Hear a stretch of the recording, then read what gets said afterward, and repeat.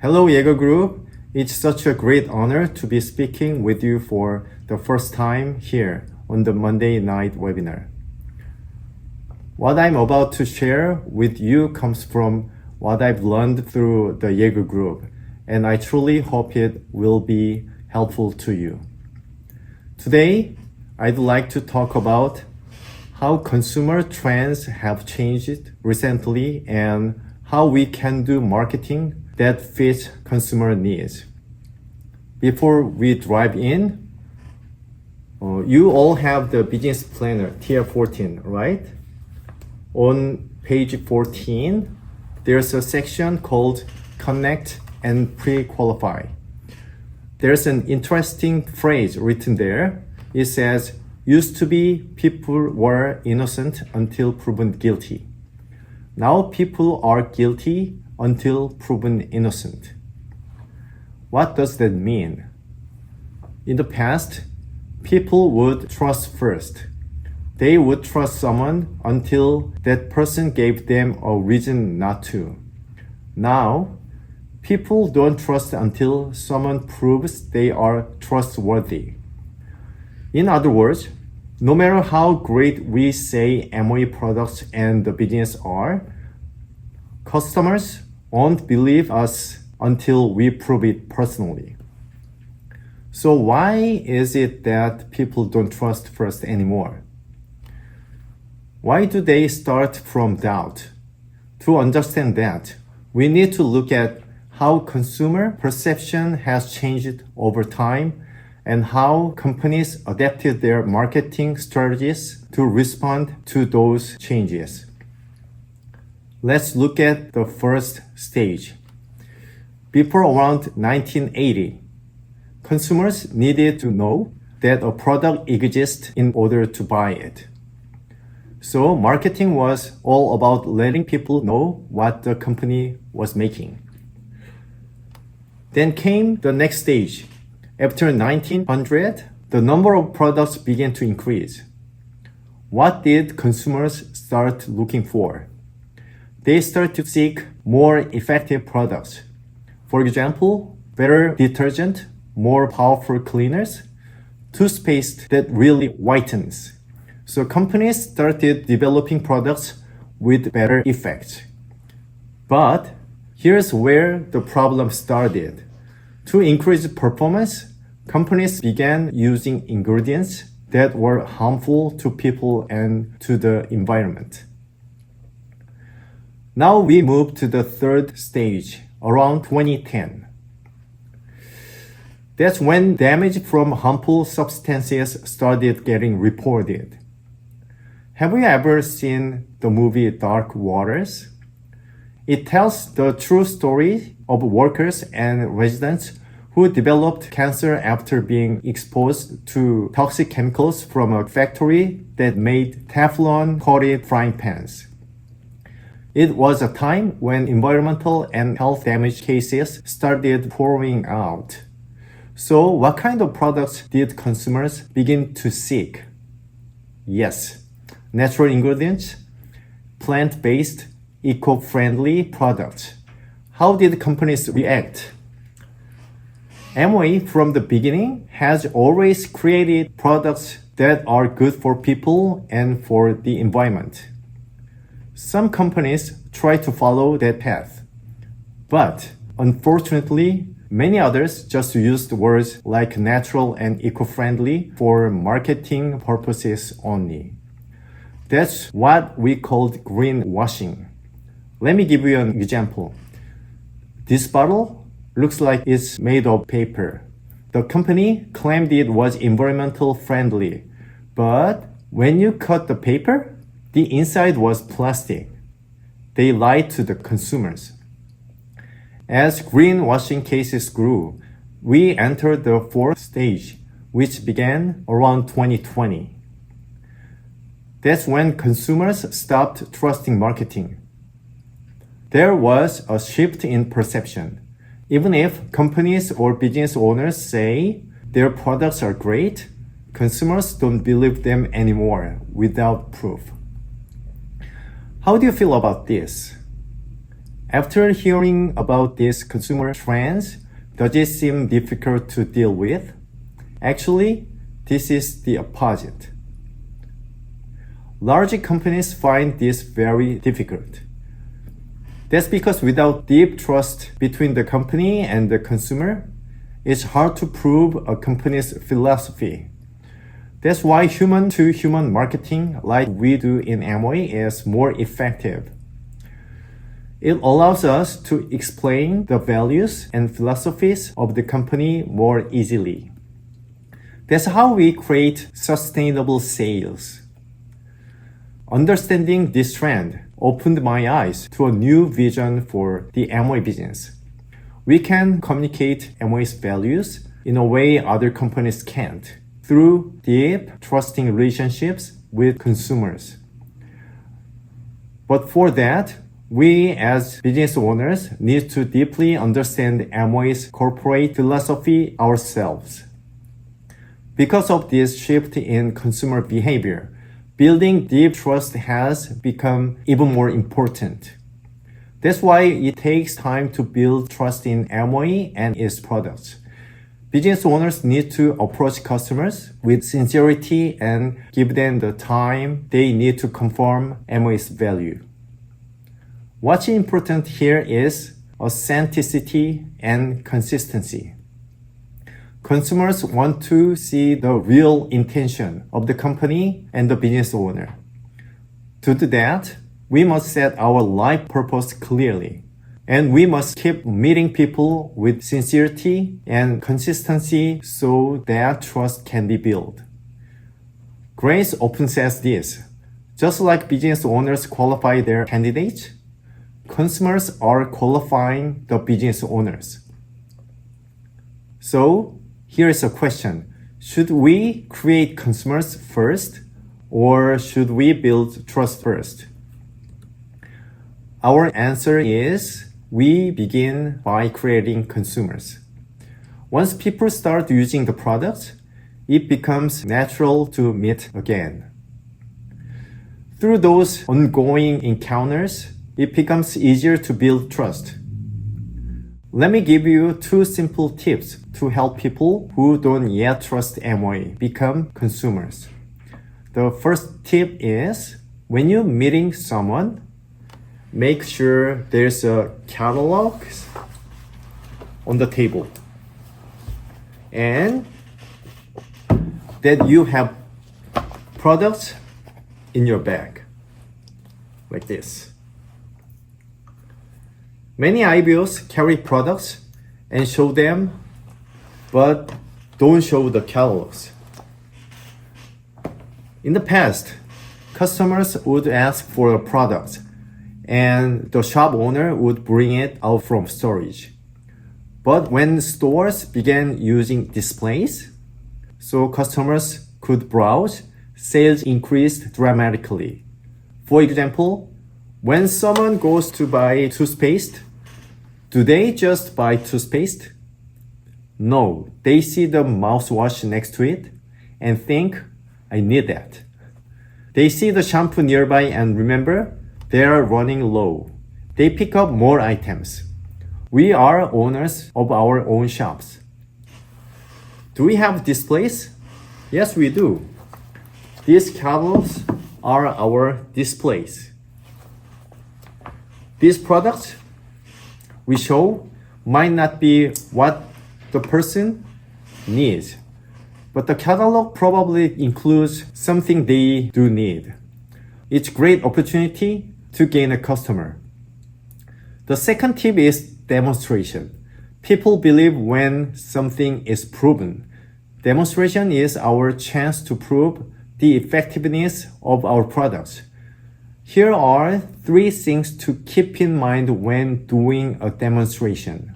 First, instead of focusing on the product's features, talk about the result and convenience the customer will experience. For example, instead of saying this drops removes oil well, say, if you try washing dishes with this, you will feel how easily the grease comes off. Do you notice the difference? The subject is not the product. It's the customer. We are talking about the benefit they feel when they use it. Second, don't just say how great the product is. Explain why it was made that way. For example, instead of saying this drop is the best dishwashing detergent, say we made these drops with care to reduce the hassle and time of doing dishes and to protect your precious hands. Okay, third, share Amoy's corporate philosophy through the product. For example, this drops is a biodegradable detergent. Over 95% is broken down into water by microbes within 48 hours. If it took longer than that or degraded less than 80%, it would already be released into waterways.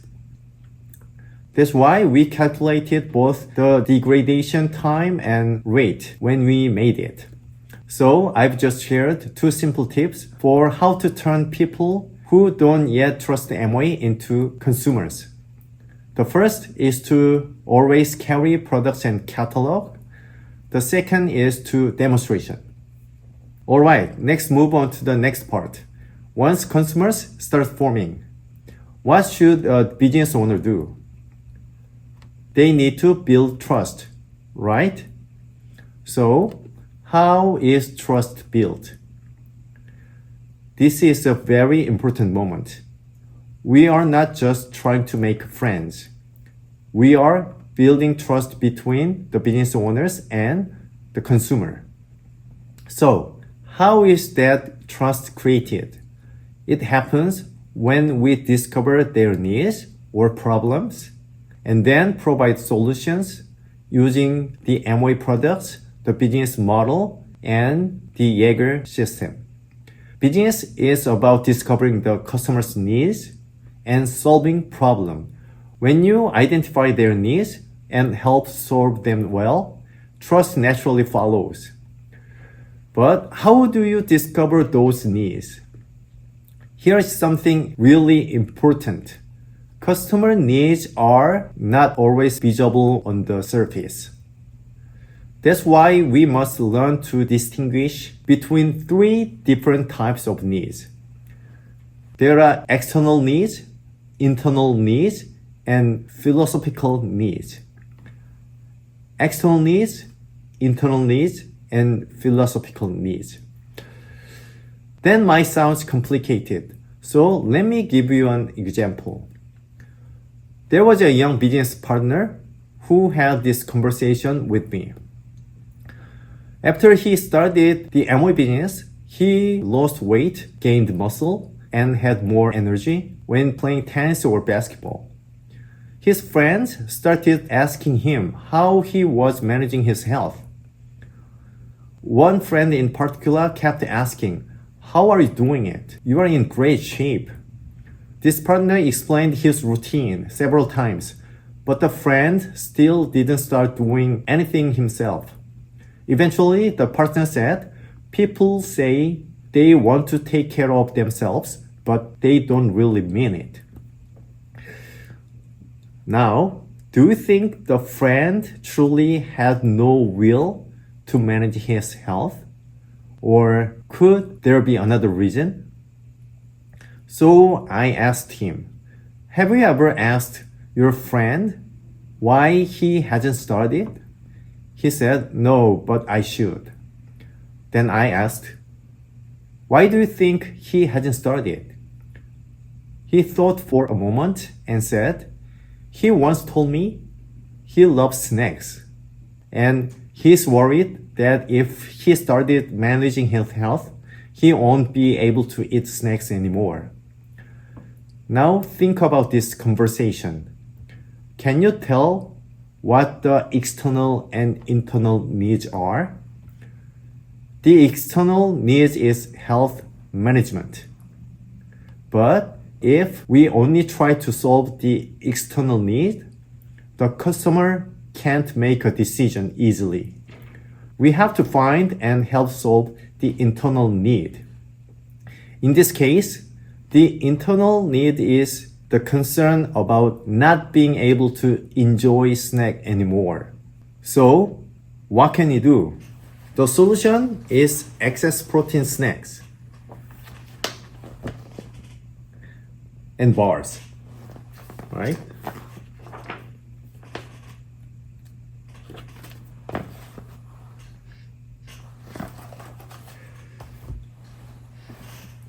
They satisfy the craving for snacks while providing the necessary protein. That's a great solution. Now, what about the philosophical needs? That term might sound difficult, so let's rephrase it as a fundamental need. Or, even more simply, let's call it a standard. For example, what is the consumer's need when it comes to water? Clean water, healthy water, right? But even with that need, why don't some people choose Eastspring? Because they believe other filters also provide clean, healthy water. Is it true? The reason consumers think all filters are the same is because they don't know what the standards for clean, healthy water actually is. That's the fundamental need. Our job is to help them understand that standard first. Currently, over 320 contaminants have been detected in tap water. Among them, more than 170 exceed safety thresholds and must be filtered. These include drug residues like narcotics, hormones, tranquilizers, heart medications, pesticides, microplastics, and carcinogens. So, what happens if the filter doesn't remove these? Those substances are absorbed by our cells. So, what kind of water filter should we choose?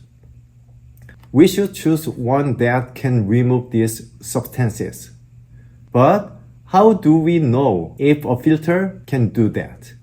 We check the NSF certification and the list of substances it removes. Once consumers understand this standard, what filter do you think they will choose? That's right, Eastspring. That's how we help people choose Eastspring without even explaining the product itself. This is the power of addressing the fundamental need. We educate consumers on the right standards for product selection. Through that process, they began to trust the company and the product and also trust the business owner who provided the information. Let me give you one more example. Do people need supplements? Yes, of course. Why? Because there are nutritional gaps that food alone can't fill. That's the external need. But external needs alone don't lead people to choose Nutrilite. So, what's the fundamental need here? How did humans traditionally get nutrition like vitamins and minerals? Through food, right? And what kind of food? Vegetables. In other words, plants. So, shouldn't our supplements also comes from plants? When choosing a supplement, do you check if it's plant-based? Did you know that many modern diseases are caused by chronic inflammation? Conditions like cardiovascular disease, heart disease, diabetes, dementia, and cancer are increasingly linked to chronic inflammation. So one can help prevent chronic inflammation. The answer is phytonutrient, plant nutrient. That's why we take supplements to get enough phytonutrients. If a supplement lacks plant nutrient, it may fill vitamin and mineral gaps, but it won't do much to prevent chronic inflammation. So, what is the real reason we take supplements? To get phytonutrients that reduce chronic inflammation. That's the fundamental needs. So today, I talked briefly about how consumer trends are changing, how to build trust that aligns with those trends, and how to identify external, internal, and fundamental needs to serve our consumers better. We are living in a world that's changing so fast, where everyone has their own sources of information and culture. Assuming that others agree with what we know can be a big mistake. We must build a relationship through conversation so we can truly understand their thoughts and needs. Only then can we help them. I hope what I've shared today has been helpful. Thank you so much.